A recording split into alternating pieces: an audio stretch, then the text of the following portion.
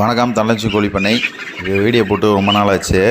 இப்போ கோழி பொங்கலுக்காக இறக்கிருக்கு. 5500 கோழி இறக்கிருக்கு.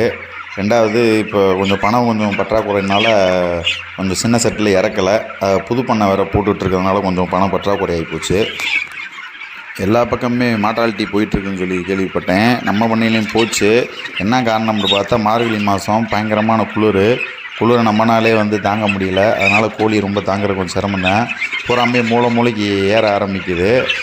அதனால் மார்ட்டாலிட்டி கூடுது. தண்ணி குடிக்காமல் இருந்துச்சுனாலே உங்களுக்கு தீவனத்தை திண்டு வச்சுருக்கோம். தண்ணி குடிக்காமல் இருந்ததுனால அப்படியே மார்ட்டாலிட்டி ஆயிரும்.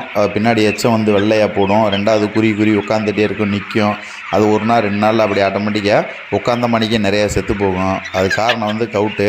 அதை நம்ம கரெக்டாக பார்க்கணும். நைட்டு உங்களுக்கு கோழி இருக்கிறவங்க 1 மணி நேரத்துக்கு கூட அலாரம் வச்சு எழுப்பி ஆகணும். இந்த கிளைமேட்டுக்கு மட்டும் 10-20 நாளைக்கு எழுப்பி விட்டிங்கன்னா ஆட்டோமேட்டிக்காக உங்கள் கோழி ஆட்டோமேட்டிக்காக வந்துடும். இல்லைன்னா நிறையாவே உங்களுக்கு சாகும். அதை தவிர்க்கணும்னா இதை பண்ணி தான். என்ன மருந்து வாங்கி கொடுத்தாலும் கவுட்டுக்கு தண்ணி குடித்தா மட்டுமே கேட்கும், இல்லைன்னா கேட்காது. நைட் டைமில் தண்ணி காலையிலும் மாலையிலும் மாற்றி போட்டுக்கிட்டே இருங்க.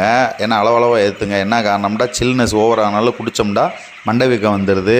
ரெண்டாவது சளி கூட குறையாயிருது. சின்ன வயசுலேயே நிறையா சாக ஆரம்பிச்சிடும். அதனால் தண்ணியை அப்பப்போ ஏற்றி கொடுங்க.